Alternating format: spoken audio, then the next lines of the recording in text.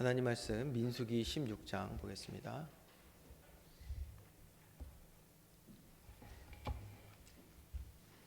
민수기 16장 1절과 2절 말씀 우리 같이 합독하겠습니다.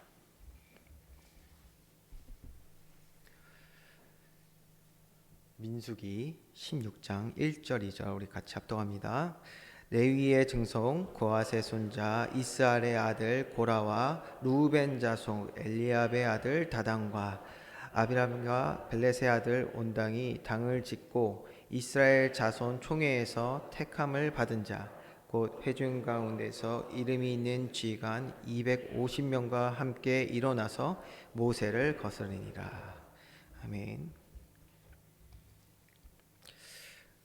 지난 시간에 우리 14장 내용을 쭉 봤는데 정탐꾼에 대한 내용이 있었죠. 그 12명의 정탐꾼이 이제 가나안을 가서 40일간 보고 들은 것을 이제 회중 앞에 나와서 말할 때 그 10명은 하나님의 언약과 정반대의 내용들을 이렇게 말하여서 불신앙을 심었고요.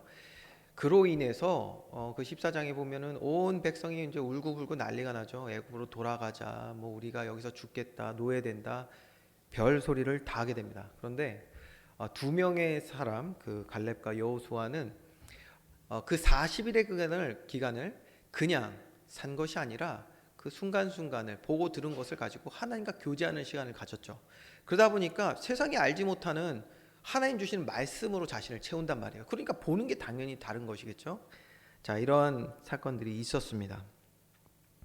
그래서 결국 그 10명의 정탐꾼이 불신앙으로 그 온 회중을 이스라엘 백성에게 영향 줄 때 하나님께서 이 10명의 정탐꾼을 심판하시는 내용이 14장에 쭉 기록되어 있고요. 그와 동조했던 사람들도 하나님의 재앙이 또 임하게 됐던 것을 보게 됩니다. 자, 이 사건을 보고선 남아있던 자들 중에 이제 하나님이 말씀하신 가나안으로 가겠다라는 거예요. 자, 그 10명의 정탐꾼 때문에 뭐라고 했죠? 절대로 가면 안 된다. 젖과 꿀이 땅이 흐르는 땅이 아니다. 사망의 땅이다. 이렇게 말했어요. 예수 그리스도께서 오실 그 땅을 사망의 땅이라고 막 얘기하는 거예요. 얼마나 악한 말인지 모르죠. 절대로 가면 안 돼. 우린 메뚜기다. 가면 죽는다. 밟혀 죽는다. 정말 별 얘기를 다 했습니다. 그런데 지금 심판이 임했단 말이에요. 그러니까 그거 보고선 두려웠던 거예요. 누가? 남아있던 몇몇 사람들이. 그러니까 갑자기 뭐라고 하면 가나안으로 가자. 갑자기 이러는 거예요. 자기 그냥 생각대로 행하는 것이죠. 근데 사실 그 내용을 보면 이런 거예요. 하나님의 말씀에 순종하는 것이 아니라 하나님 알겠어. 가면 될 거 아니에요. 거의 이러한 수준의 반항의 모습이었죠. 그렇게 가겠다고 하는 것입니다. 여러분, 지금 이 상황에서 그들이 가나안으로 가면 돼요? 안 돼요? 될까요? 안 될까요?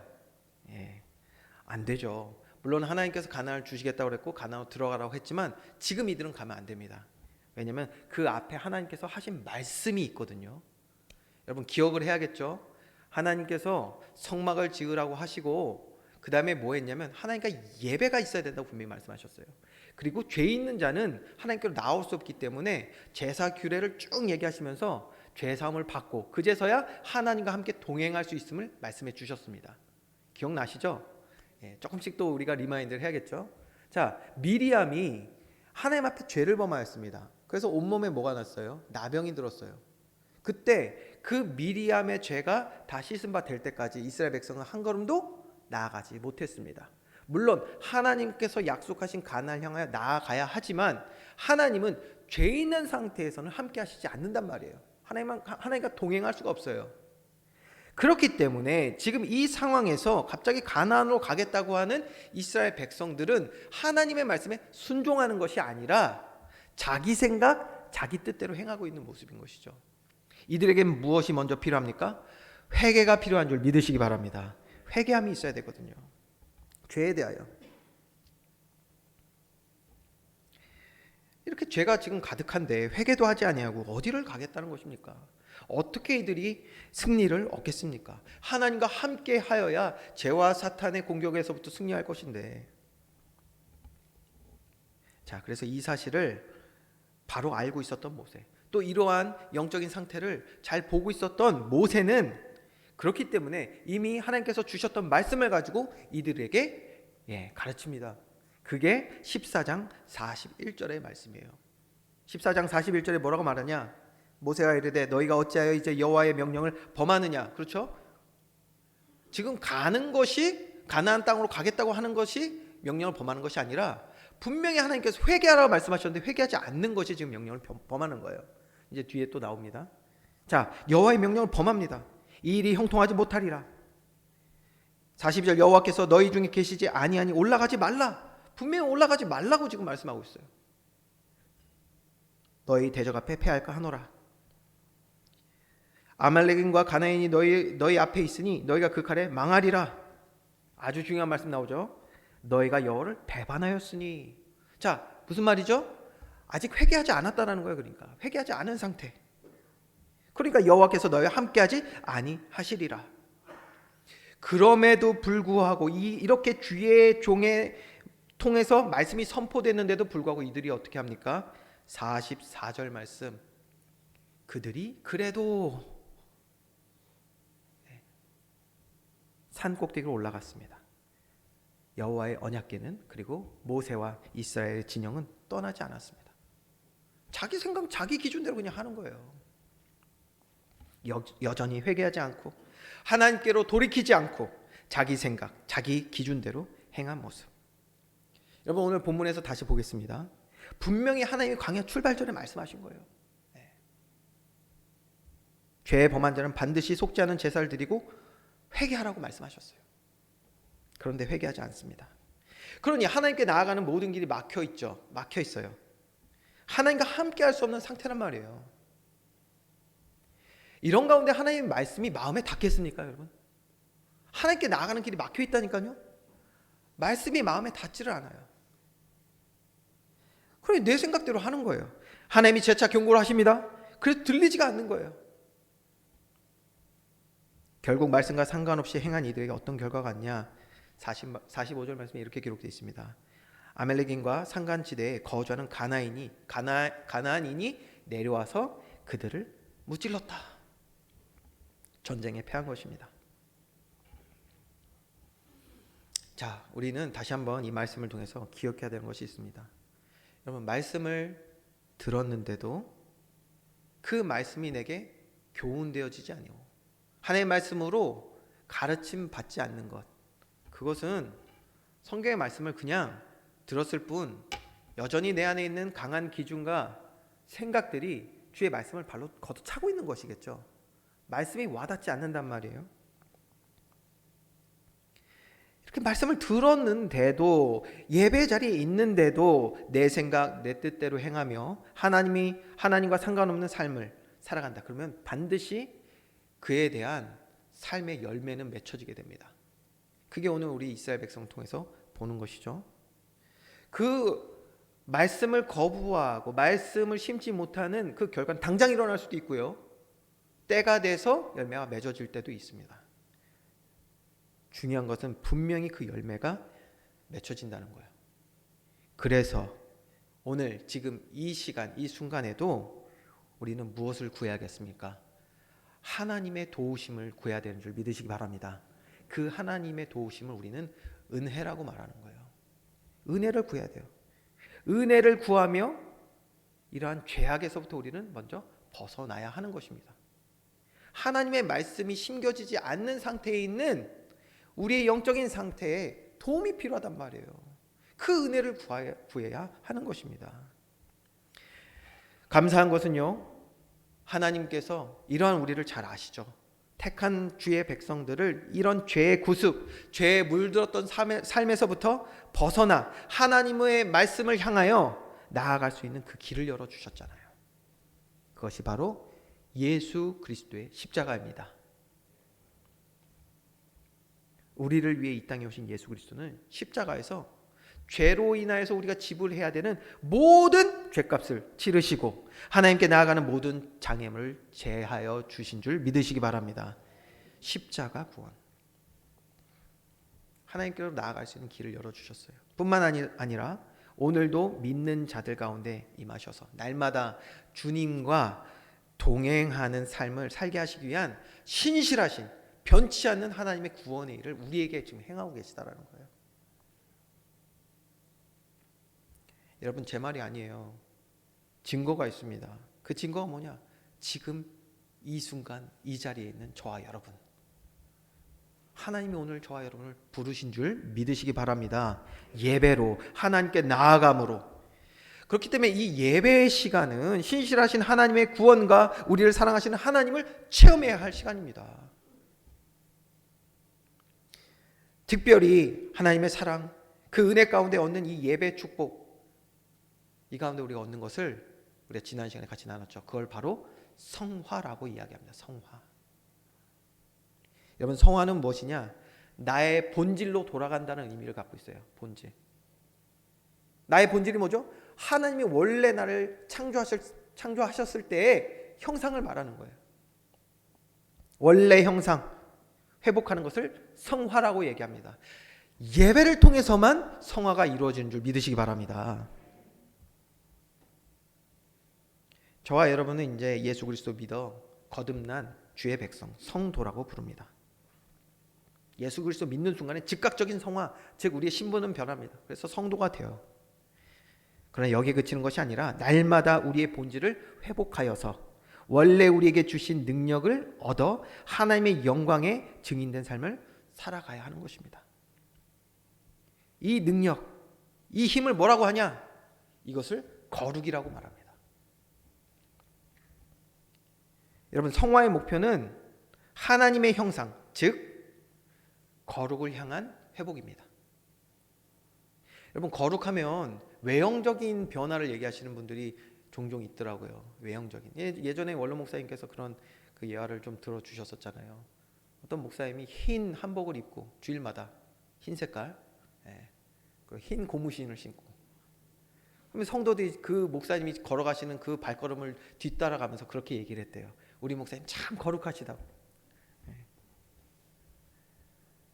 제가 쭉 보니까 오늘 제가 그래도 가장 좀 거룩한 복장을 하고 있는 것 같아요. 회색깔, 약간 흰색이니까. 여러분, 거룩은 그것이 아니에요. 거룩은 외형적으로 나타나는 것이, 물론 외형적으로도 외적으로도 나타나겠지만 거기서부터 시작되지 않습니다. 그것을 향하여 나아가는 것은 바리새인의 삶이죠. 그럼 큰일 납니다. 거룩은 무엇입니까? 하나님의 형상으로의 회복입니다. 그것이 이루어지는 것을 우리는 성화라고 얘기하는 것이고요.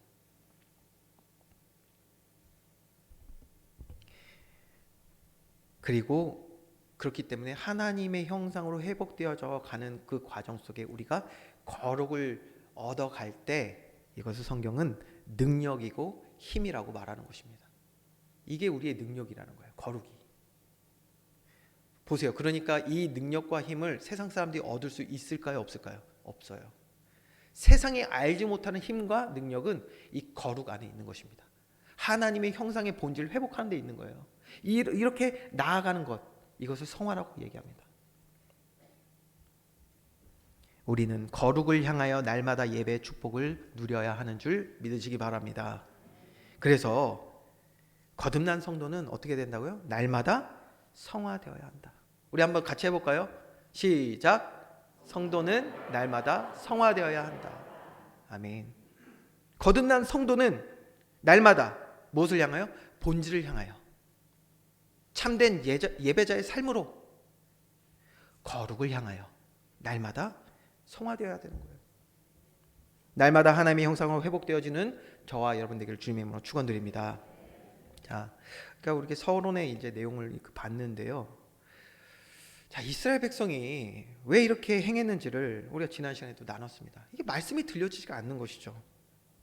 아니, 말씀이 들려져야 내 마음과 생각을 채우고 마음과 생각을 채운 것이 내 삶의 행동으로 나온다니까요. 삶으로. 이거 반박하실 수 있는 분 없죠? 마음과 생각이 없는 것에 행동하시는 분 혹시 있으세요? 없습니다. 마음과 생각이 채워져야 삶으로 나오는 것이겠죠. 근데 이게 들려지지가 않는단 말이에요. 어떻게 믿음으로 행하겠습니까? 이것이 무엇을 얘기하냐? 이스라엘 백성의 그 삶의 모습이 무엇을 얘기하냐? 마음과 생각이 성화되지 않았다는 것을 우리에게 얘기해 주고 있는 거예요. 다른 말로 하면요, 참된 예배가 무엇인지를 맛보지 못하고 있는 거예요. 체험하고 있지 못한 것입니다. 성화는 오직 예배로 가능한 것인데 예배 축복 못 누리는 것이죠. 하나님과의 만남이 무엇인지를, 하나님과의 깊은 교제가 무엇인지를 체험하고 있지 못한 것입니다. 여러분, 여기서부터 우리는 성화가 필요한 이유가 무엇인지를 우리는 차근차근 다시 깨달아 가야 합니다. 예배를 통하여 성화의 축복을 누리는 것이 왜 필요한지를 깨달아 가야 된다니까요. 보세요, 우리는 이렇게 말합니다. 하나님 자녀로 살기 원합니다. 이런 고백들 하잖아요. 우리가 먼저 그의 나라와 의를 구하기 원합니다. 이렇게 기도들 하시죠? 저도 그렇게 기도합니다. 그런데 이게 왜 어려울까요? 또 우리 한 해의 표죠. 우리의 모든 삶, 모든 순간 믿음으로 걷기 원합니다. 여러분, 우리가 이러한 말씀을 듣고 또 고백도 합니다. 그런데 삶으로 나타나지 않는 이유는 무엇일까요? 마음과 생각이 성화의 축복을 누리지 못하기 때문입니다. 그러니까 이것이 우리의 기도와 고백들이 그냥 단순한 구호가 되어버리는 거예요. 자꾸 삶의 실제가 되기 위해서 그렇기 때문에 무엇이 필요하다? 성화 구원이 반드시 필요하다는 거예요. 여러분, 그래서 14장 이후에 15장의 내용을 오늘 조금 잠깐 이렇게 보고 16장 내용 갈 건데요. 15장의 내용이 뭐냐면요, 그래서 하나님이 다시 말씀하시는 거예요. 다시 이스라엘 백성을 왜 다시 말씀하실까요? 사랑하시니까, 포기하지 않으시니까 다시 말씀하십니다. 여러분, 다시 말씀하실 때 그게 얼마나 중요한지 여러분 아시겠죠? 예전에 누가 그랬대잖아요. 오늘 원로 목사님 얘기를 또 자주 하게 되네요. 목사님 설교가 자꾸 반복으로 들립니다. 저도 그랬었어요. 저도 그렇게 생각하신 분들이 있을 수 있겠죠. 여러분, 왜 다시 반복할까요? 오늘 보니까 하나님이 반복해서 말씀하시네요. 여러분, 하나님의 말씀이 반복될 때는 굉장히 중요한 시간이라는 걸 우리 알아야 됩니다. 왜 중요하냐? 하나님은 왜 우리에게 하나님의 언약을, 반드시 이루어질 그 언약을 다시 말씀하시냐? 그 시간이 바로 우리의 믿음을 다시 시험할 시간이기 때문입니다. 다시 말씀 앞에 설 수 있도록 하나님은 우리를 준비하시는 시간이라는 거예요. 자, 민수기 15장 11절에서 2절 말씀에 이렇게 기록되어 있습니다. 여호와께서 모세에게 말씀하여 이르시되 이스라엘 백성에게 말하여 그들에게 이르라. 지금 죄 범하고 전쟁에 실패한 이스라엘 백성 가운데 불신앙으로 인해서 정말 어려움 가운데 있었던 이스라엘 백성에게 하나님은 15장에 다시 말씀하라는 거예요. 그 내용이 뭐냐? 3절부터 쭉 해서 레위기에 말씀하신 제사 규례에 대해서 말씀하십니다. 레위기 5대 제사가 있습니다. 번제, 소제, 속제제, 화목제, 속건제. 오늘은 이 내용을 다 다루지 않습니다. 근데 중요한 것은 제사가 의미하는 것이 뭐냐? 요것만 한 가지를 딱 아시면 돼요. 구약의 제사는 곧 예수 그리스도께서 십자가에서 이루신 구원의 일과 그로 인해 회복된 결과들에 대해서 말씀하고 있는 게 제사입니다. 요거 딱 하나만 아시면 돼요. 무슨 말이냐? 제사는 곧 예배 회복이란 말이에요. 하나님과의 관계 회복을 위해서 하나님께서 명령하신 규례입니다. 죄 범하여서 하나님께 불신앙한 이들에게 하나님께서는 15장에 모세를 통해 다시 말씀하라는 거예요. 무엇을? 예배를, 예배의 축복을, 예배가 무엇인지를. 그래서 쭉 말씀하시고 15장 결론에 이렇게 마무리하고 있습니다. 40절 41절 말씀 우리 한번 같이 합독하겠습니다. 시작.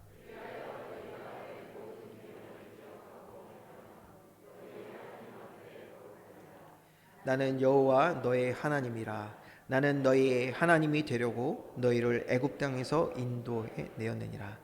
나는 여호와 너희의 하나님이라. 아멘. 거룩하라. 나는 여호와 너희의 하나님이니라. 죄범한 이스라엘 백성 앞에 하나님께서 다시 말씀하신 것이 무엇입니까? 하나님과의 관계 회복, 하나님과의 교제 회복, 하나님 나라의 축복을 누리는 거룩한 능력 있는 삶에 대해서 말씀하고 계시잖아요. 여러분 31절에 보면요, 그 15장 31절 말씀 보면, 그러니까 예배가 상실되면 어떤 결과가 오는지도 또 중간에 또 경고의 말씀을 주시거든요. 뭐라고 말씀하셨냐면, 그런 사람은 여호와의 말씀을 멸시하고, 예배를 상실한 사람을 말합니다. 여호와의 말씀을 멸시하고 그의 명령을 파괴하였은즉 그의 죄악이 자기에게로 돌아가서 온전히 끊어지리라. 자, 이렇게까지 경고하시면서 예배의 축복이 얼마나 중요한 것인지, 예배를 통해서 우리가 하나님께로 돌아가고 거룩을 향하여 나가는 것이 얼마나 중요한지를 말씀해 주시는데, 그럼에도 불구하고 그 말씀 이후에 32절부터 35절의 말씀 보면 또 죄를 범해요. 안식일을 기억하여 거룩하게 지키라고 했는데 나가서 나무하고 일하고 있어요. 그래서 여기에 대해서 또 심판이 임합니다. 심판이 임하고 나서 또 하나님께서는 이런 일이 다시 발생하지 않도록 표식도 만드시고 보고 기억하라고 하십니다. 그게 38절 39절의 내용이에요. 하나님 이렇게 언제든지 죄에 대하여 심판하시지만 동시에 사는 길을 우리에게 계속해서 말씀해 주시거든요. 다시 말씀하시고 다시 말씀하셔서 우리가 다시 복음 앞에 설 수 있도록 하나님 우리를 계속해서 인도해 가시는 줄 믿으시기 바랍니다. 그렇게 인도해 가시는데, 오늘 본문의 말씀 16장에 들어서는데요, 그런데 계속해서 또 복음 앞이 아닌 세상 앞에 서 있는 이스라엘 백성들이 어떠한 모습으로 하나님 앞에 서게 되는지를 보게 됩니다. 오늘 16장 읽은 말씀, 이스라엘 백성이 또다시 하나님의 말씀을 거부하고 반기를 드는 모습을 이제 보게 되는데요. 누구에게 반기를 드냐? 주의 종 모세에게. 영적으로 보면 바로 하나님께 대적하는 모습들을 보게 되는 것입니다. 우리 1절과 2절 말씀을 다시 한번 보겠습니다. 레위의 증손 고핫의 손자 이스라엘의 아들 고라. 자, 레위 지파에 고라가 나옵니다. 그리고 루벤, 아주 충성된 지파죠. 루벤 지파의 자손 엘리압의 아들 다단과 아비람, 그리고 벨렛의 아들 온. 이들은 루벤 지파의 사람들입니다. 이들이 당을 지은 거예요. 어떤 당을 졌냐? 불신앙하는 당을 져요. 모여서 주의 종을 욕하고 교회를 원망하고 하나님을 대적하는 당을 짓습니다. 근데 이들이 어떻게 하냐? 2절 말씀 보니까 이스라엘 자손 총에서 택함을 받은 자 곧 회중 가운데서 이름 있는 지휘관 250명, 그들을 또 영향 줘서 함께 합니다. 큰 무리가 됐네요. 그리고 나서 모세를 대적하는 내용이에요. 이 말씀 보면 참 가슴이 아파요. 어디서부터 아프냐? 여러분, 고라가 지금 핵심 인물인데 이 사람이 레위 지파 사람이라는 거예요. 레위 지파 무엇입니까? 교회 사명자입니다. 오늘날로 말하면 교회의 사명자예요. 사역자를 말하는 거예요. 하나님의 일을 맡은 자, 성막, 즉 예배 시종을 드는 아주 중요한 지파의 인물인데, 이유도 나와요. 11절 말씀 보면 아론을 향한 좀 시기를 가지고 있었어요. 제사장 아론을 향한. 중요한 것은 오늘날로 말하면 아주 중요한 직분을 받았던 자가 죄에 사로잡혀서 죄를 범하고, 중요한 것 더 나아가 회개하지 않는 거, 회개하지 않아. 그러니 결국 죄에 대한 심판을 받게 되는 내용이 오늘 이 16장의 내용인데요.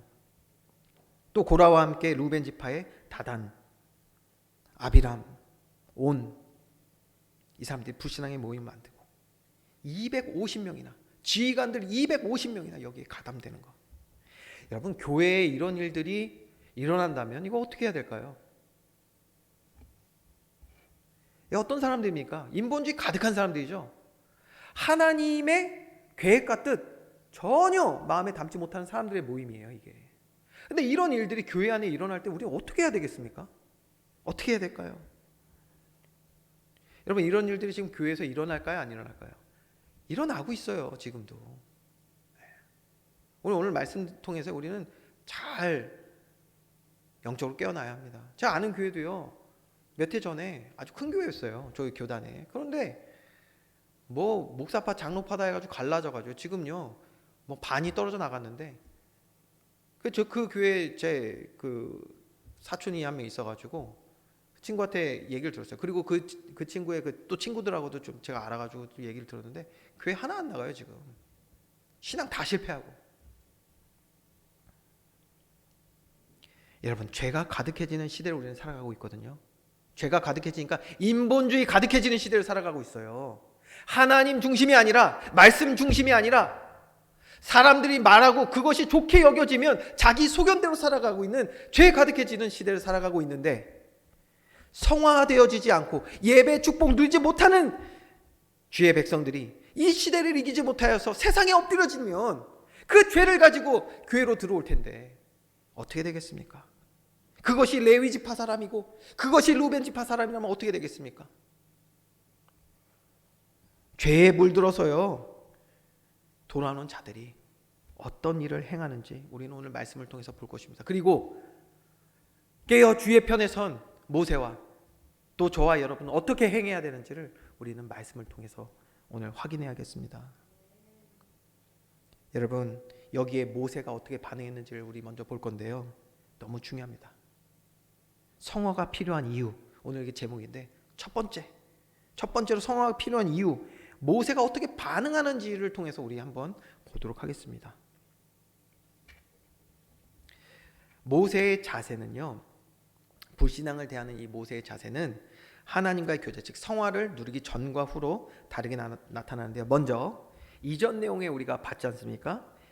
자, 이전 내용에 이스라엘의 불신앙으로 온 회중이 애굽으로 돌아가자, 모세 죽이자, 다른 지도자 세우자 이렇게 했을 때 모세와 아론이 어떻게 했죠?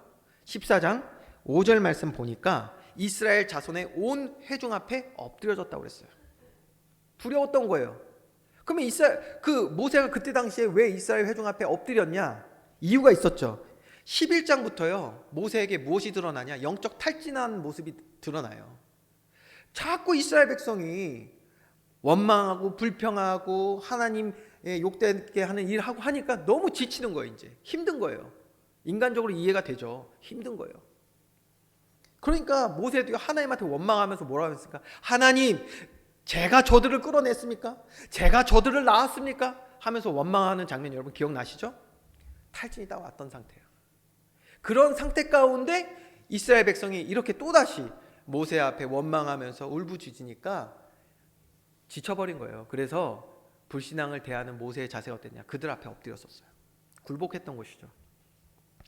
이때는 그렇기 때문에 하나님께서 믿음의 사람 갈렙과 여호수아가 그 장면을 보니까 너무 하나님의 의로 충만해서 옷을 찢으면서 모세 대신해서 주의 음성을 전하기도 했었죠. 여러분 기억하실 것입니다.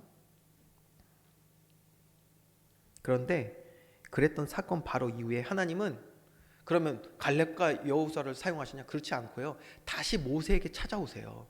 찾아오셔서 그와 교제하시는 내용이 14장 11절에서 20절의 내용이죠. 다시 교제하신단 말이에요.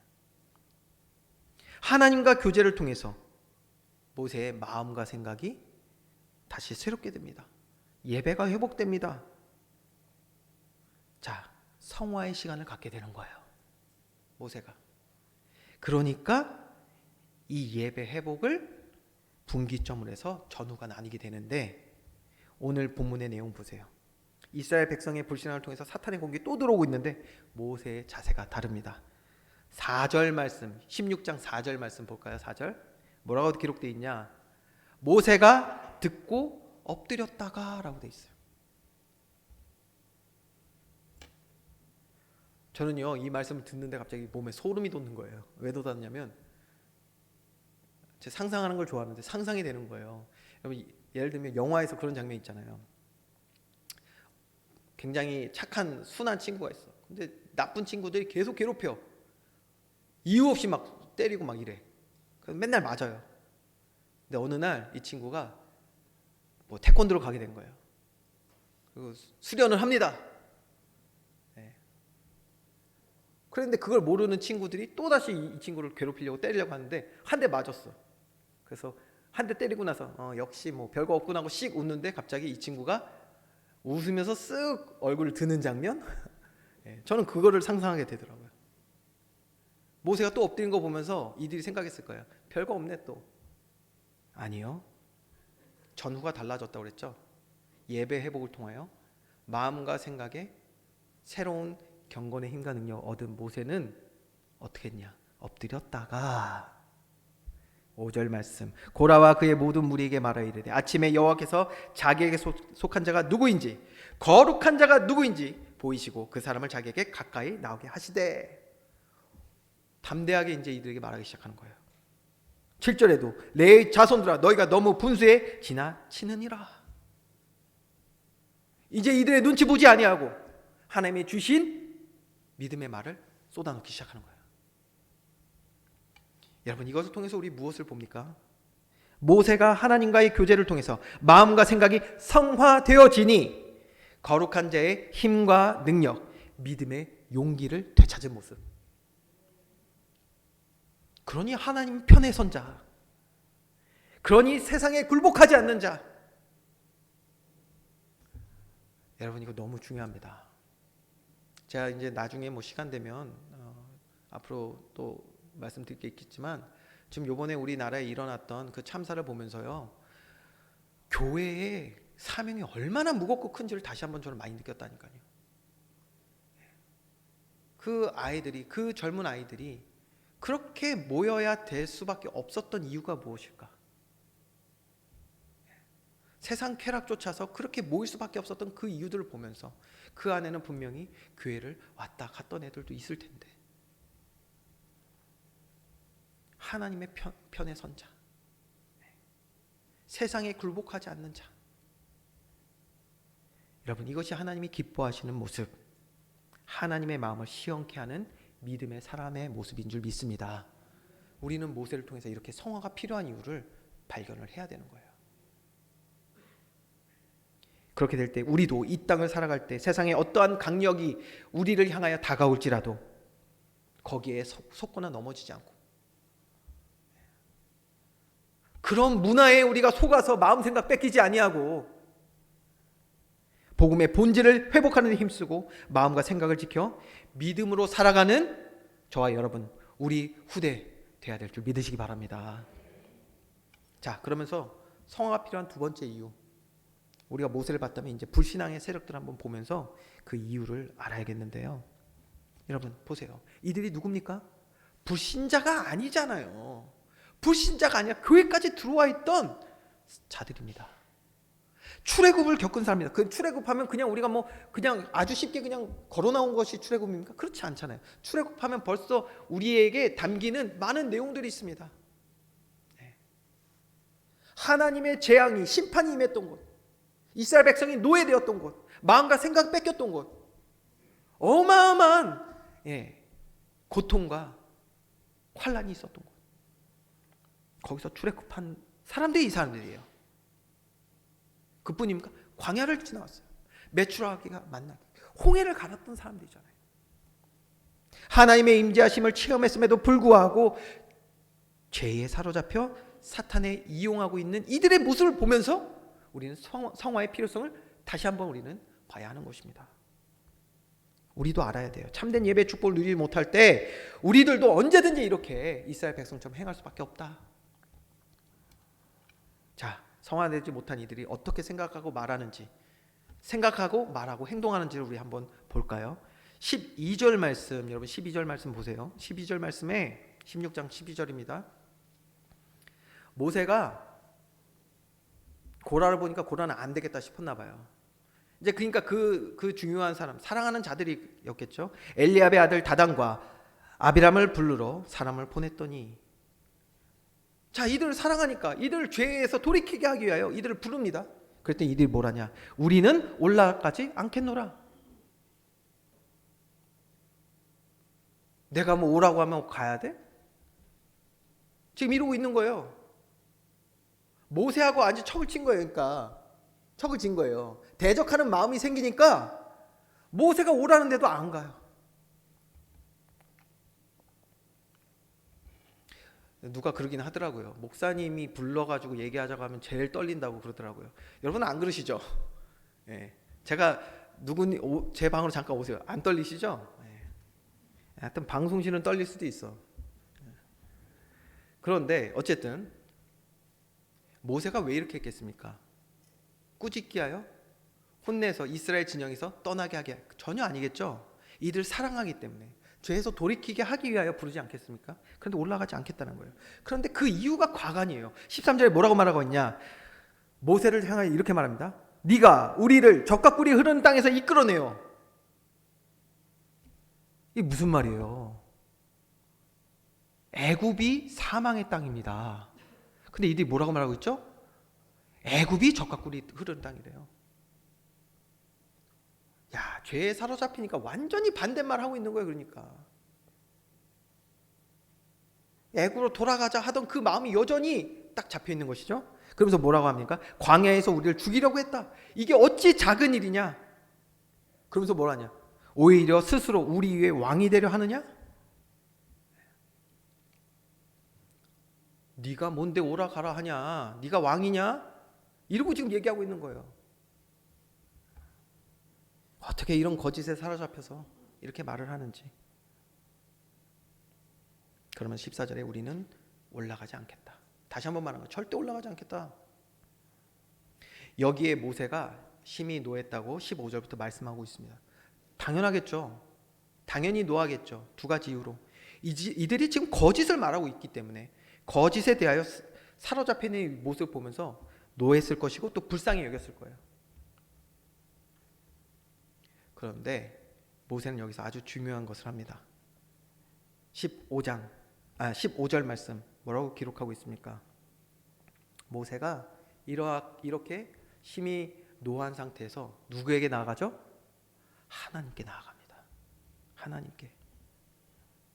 여러분, 우리 삶에 어떠한 일들이 감정적으로 요동치고 어떠한 보이는 사건이 있을지라도 그것을 내 인간적인 연약함에 담아두지 마시고 하나님께 나아가는 은혜가 있기를 주님으로 축원드립니다. 하나님께 나아가야 그 일에 대한 하나님의 지혜를 얻죠.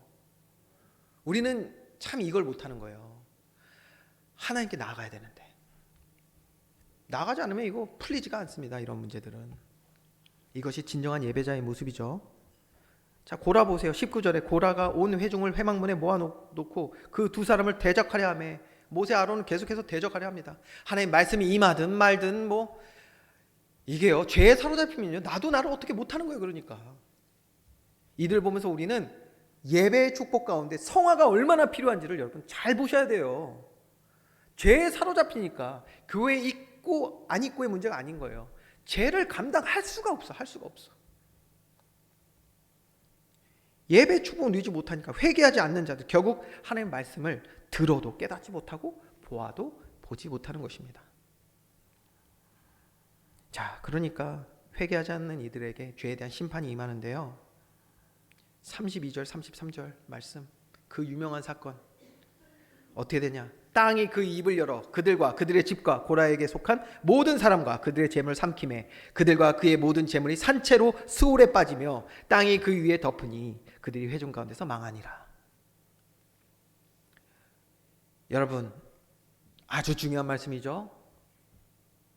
우리는 날마다 회개하며 주님 앞으로 나아가야 되는 줄 믿으시기 바랍니다.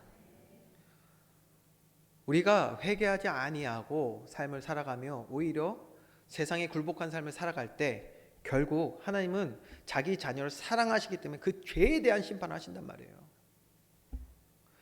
우리가 사랑하는 것에 대해서 마음과 생각 얼마나 뺏깁니까? 그런데 그 사랑하는 것이 하나님의 심판을 받는다고 생각해 보세요. 여러분 어떻죠? 하나님보다 더 사랑하는 것 분명히 합당치 않다고 하셨습니다. 왜? 그걸 통하여 죄가 역사하고 우리의 마음과 생각을 빼서 죄의 노예되게 만들기 때문입니다. 그런데 그러한 상태를 우리가 말씀을 통해서 듣고 보면서도 회개하지 않는다. 돌이키지 않는다. 예배를 통하여 우리를 고치시는, 우리의 마음과 생각을 만지시는 주님께 나아가지 못하고 성화의 축복을 누리지 못한다. 그러면 그 죄가 계속해서 우리의 삶에 영향 주며 어떻게 된다? 죄에 대한 심판은 반드시 임하게 된다는 거예요.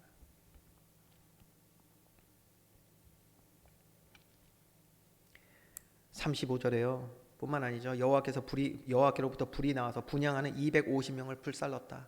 자, 250명. 아까 그 동조했던 지휘자들 250명이죠. 불신앙에 동조한 자들 같이 망합니다. 그런데도 여기서 멈추지 않고 또 원망하고요. 또 모세 아론 탓을 하는데요. 41절 말씀. 이튿날 이스라엘 자손의 온 회중이 모세와 아론을 원망하여 이르되, 모세 아론을 원망합니다. 그러면서 뭐라고 하냐? 너희가 여호와의 백성을 죽였도다. 하여튼 이 수준을 못 벗어나요. 육신의 수준을 못 벗어나. 하나님이 하신 일인데도 분명히 그 내용에 보면 이렇게 되면 하나님이 하신 것이다. 모세가 말까지 다 합니다. 그냥 자의적이 아니라 이게 뭐 인간이 할 수 없는 일로 이들이 망한다면 그거 하나님이 하신 일이다 라고 얘기하는데 41절 보면 너희가 죽였다. 회중이 모여 모세와 아론을 칠 때에 회막을 바라본즉 구름이 회막을 덮었고 여호와의 영광이 나타났더라. 자, 그래서 어떻게 됐냐? 그들의 결말 49절. 고라의 일로 죽은 자 외에 연병에 죽은 자가, 그리고 나서 연병으로 죽거든요. 그게 14,700명이었더라. 자, 여러분, 우리는 불신앙하는 사람들의 지금 결말까지 보았습니다. 성화는 왜 필요한 것입니까? 성화 필요한 이유 두 가지를 봤습니다. 모세를 통해서는 무엇을 보냐? 성화를 통해 말씀과 사명을 회복하여 거룩한 하나님의 능력과 힘을 행하는 삶을 사는 믿음의 사람이 되어지는 길은 성화뿐입니다. 믿음의 사람 되어지는 은혜의 길을 주님으로 축원드립니다. 말만이 아닌 내 삶의 마음과 생각을 성화, 고쳐 행동하게 하는 길은 성화뿐이라고요. 이게 예배 축복이에요. 오늘 우리에게 주신 이 예배 가장 중요한 축복인 거예요. 하나님 자녀를 행하길 원하십니까? 먼저 그의 나라와 의를 구하시길 원하십니까? 그게 정말 우리의 고백이라면 마음과 생각을 고치시는, 성화하시는 하나님을 만나는 시간이 되어야 된다는 거예요. 성화가 얼마나 중요한지 모르죠. 또 성화가 왜 필요합니까? 반대로 이스라엘 백성을 볼 때 정말 필요한 것이죠. 성화 없는 종교인의 삶은 결단코 마음과 생각, 죄와 사탄으로부터 이 마음과 생각 지킬 수 없어요. 절대 없습니다. 형식이 되어 있는 예배, 종교인의 예배, 불신자 수준과 다르지 않는 그러한 바리새인의 예배는 뭐라 했죠? 회칠한 무덤입니다. 그 성경 예수님께서 말씀하신 거예요. 죄와 사탄으로부터 우리의 마음과 생각을 절대 지킬 수 없어요. 성화가 없다면 되찾지도 못합니다. 우리의 마음과 생각을. 그리고 결국 죄에 대한 심판의 대상이 된다는 것을 우리는 봐야 합니다. 자, 거듭난 저와 여러분, 예수 그리스도 믿는 저와 여러분은 우리 삶 가운데 참된 예배의 축복을 누리는 이 성화의 시간을 통해 거룩한 능력을 가지고 이 땅 살아가는 믿음의 사람 되길 주님의 이름으로 축원드립니다. 자, 결론의 말씀입니다. 저와 여러분은 죄와 싸워 승리하는 이 거룩한 힘과 능력을 얻어야 합니다. 여러분, 모세가 하나님과의 그 관계, 예배의 회복을 통하여 이 거룩한 힘, 죄와 싸워 승리하는 힘을 얻고 오늘 믿음의 모습을 우리에게 보여준 것입니다. 예수님도 사탄의 유혹 이기시고 승리하는 것을 우리에게 보여주셨죠. 승리하는 길은 오직 하나, 예배 성공인 줄 믿으시기 바랍니다. 예배 성공입니다. 모양이 아니라 예배를 통해 거룩함, 즉 경건의 능력을 회복하고 얻어야 되는 것입니다. 그러니까 이 경건의 능력을 얻는 예배, 이 과정 가운데 우리가 집중해서 기도해야 되는 것이 있는데요. 그게 뭐냐? 내 본질적인 문제를 치유하여 주시옵소서. 이런 기도가 필요해요. 본질적인 문제가 뭐냐? 내 마음과 생각을 지금 사로잡고 있는 게 있단 말이에요. 그래서 말씀, 예배를 통하여 주의 음성이 들려야 되는데 자꾸 걷어차게 만드는 이 본질적인 문제, 죄 가운데 살아온 이 본질적인 나의 문제, 이것이 치유함 받게 해달라는 기도가 우리는 필요합니다. 그래서 오늘도 선포되어지는 말씀이 들려지게 하여 주시옵소서. 예배 성공을 위하여 나오는 저와 여러분의 삶의 가장 중요한 기도가 되어야 합니다. 왜요? 말씀 들려지면 우리의 마음과 생각은 변화되게 될 줄 믿습니다. 이 말씀은 우리의 영혼을 강건하게 세웁니다. 그렇기 때문에 말씀은 내 영혼을 돌보는 길입니다. 내 영혼을 귀하게 여기는 길입니다. 잠언서 15장 32절의 말씀 우리 한번 같이 읽겠습니다. 시작. 훈계받기를 싫어하는 자는 자기의 영혼을 경히 여김이라. 견책을 달게 받는 자는 지식을 얻느니라. 아멘. 훈계, 견책, 하나님의 말씀입니다. 말씀이 들려지지 않고 또 말씀 받기를 싫어하는 자는 자기의 영혼을 아주 작게 여기는 자. 제가 수요일 날도 이 말씀 같이 나눴었는데 요즘 뭐 우리 육신의 삶을 얼마나 잘 가꾸십니까? 그렇죠? 세상 좋아졌잖아요. 다이어트 26차 시작하신 분 계십니까? 왜 시작하셨어요? 내 몸을 가꾸기 위하여. 근데 육신의 삶과 절대로 비교할 수도 없는 가치를 가진 우리의 영혼을 가꾸지 않는 사람들의 특징, 말씀을 경히 여기는 거예요. 말씀 듣기를 거부하고 싫어합니다. 예배의 자리를 소중히 여기지 못합니다. 그러나 말씀을 달게 받는 자는 하나님 주시는 힘과 능력을 얻게 되는 줄 믿으시기 바랍니다. 그래서 이것을 깨달은 시편 기자는 시편 85편 8절에 이렇게 기록하고 있습니다. 내가 하나님 여호와께서 하실 말씀을 들으리니, 결단하고 있죠? 들으리니 무릇 그의 백성 그의 성도들에게 화평을 말씀하실 것이라. 화평을 말씀하신대요. 하나님께서 우리에게 하시는 말씀은 나를 위한 거라고요. 내 영혼을 살리는 길이란 말이에요. 내 영혼을 강건케 하는 길인 줄 믿으시기 바랍니다. 그러니까 말씀을 듣겠다라는 거 결단하죠. 예배 성공을 위하여 결단하는 것입니다. 믿음의 결단. 그래서 뭐라고 말하죠? 그들은 다시 어리석은 대로 돌아가지 말지로다. 말씀 떠나지 말라는 거예요. 예배로부터 멀어지지 말라는 것이죠.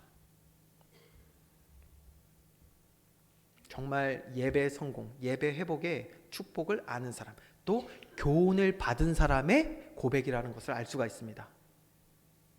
이것을 기록한 시편 기자는 누구일까요? 이것을 기록한 시편 기자는 놀랍게도 성경학자들에 따르면 오늘 본문에 심판받은 고라의 자손입니다. 고라 자손의 글이에요, 이게. 오늘 아까 보면 그 고라 자손이 다 멸망했다고 하지만 그 모든 고라 자손에 속한 사람은 성인을 얘기합니다. 성인, 어른, 20세 이상. 민수기 26장 11절에 보면 그 자손들은 남아있어요. 그 자손들이 이 사건을 통하여 교훈을 받게 되는 거예요. 그래서 이들이 이렇게 고백하고 있는 내용까지 우리는 보게 되는 것입니다. 여러분, 어리석은 대로 돌아가는 것이 아니라 모든 순간 모든 상황 가운데 다시 복음 앞에 설 수 있는 저와 여러분 되기를 주님의 이름으로 축원드립니다. 복음 앞에 설 때만이 우리의 영혼은 새롭게 되고 강건해지는 것입니다. 복음 앞에 설 때 경건의 능력을 얻어서 하나님의 영광을 나타내는 삶을 살게 되는 줄 믿습니다. 그래서 저와 여러분이 이러한 축복 가운데 믿음의 사람, 믿음의 가정, 믿음의 교회, 믿음의 공동체를 이루는 저와 여러분, 우리 교회 되기를 주님의 이름으로 축원드립니다. 여러분, 우리가 말씀 들었습니다. 그러기 위해서 이제 우리를 치료하시는, 또 우리의 마음과 생각을 정결케 하시는 하나님께 나아가며 우리 입술로 주님을 찬양하고 고백하기 원합니다. 같이 찬양합시다. 주께 가까이.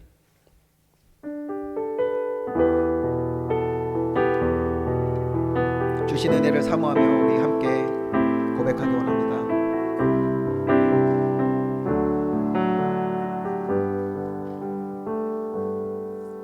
주께 가까이 날 이끄소서.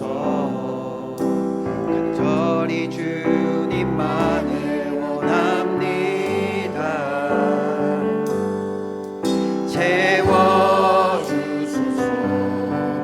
주의 사랑을 진정한 찬양 드릴 수 있도록 주께 가까이 날 이끄소서.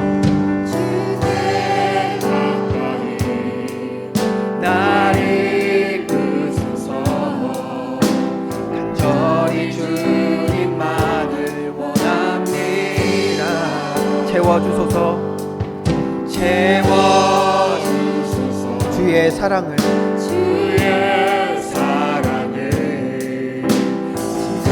동안 찬양 드릴 수 있도록 목마른 나의 영혼 주를 부르니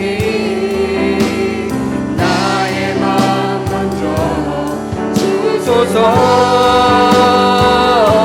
주님만을 더 원합니다. 더 원합니다.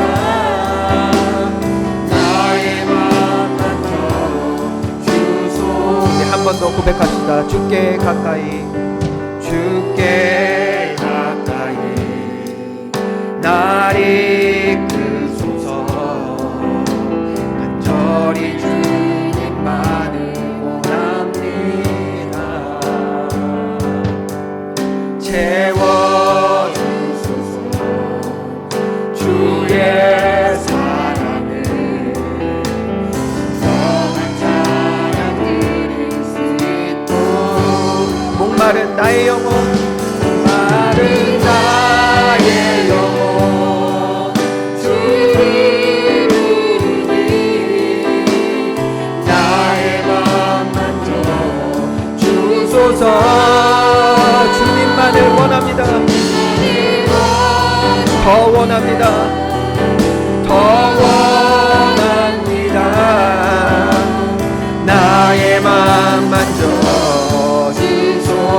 목마른 나의 영혼 목마른 나의 영혼 주를 부르니 나의 맘 만져 주소서.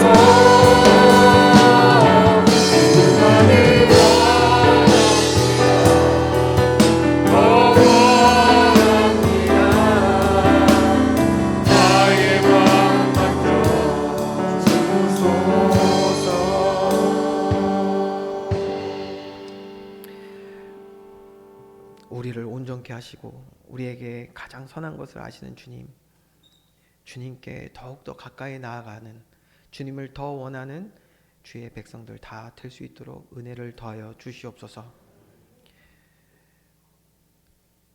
죄에 물든 우리를 씻으시는 유일한 길은 주의 말씀인 줄 믿습니다.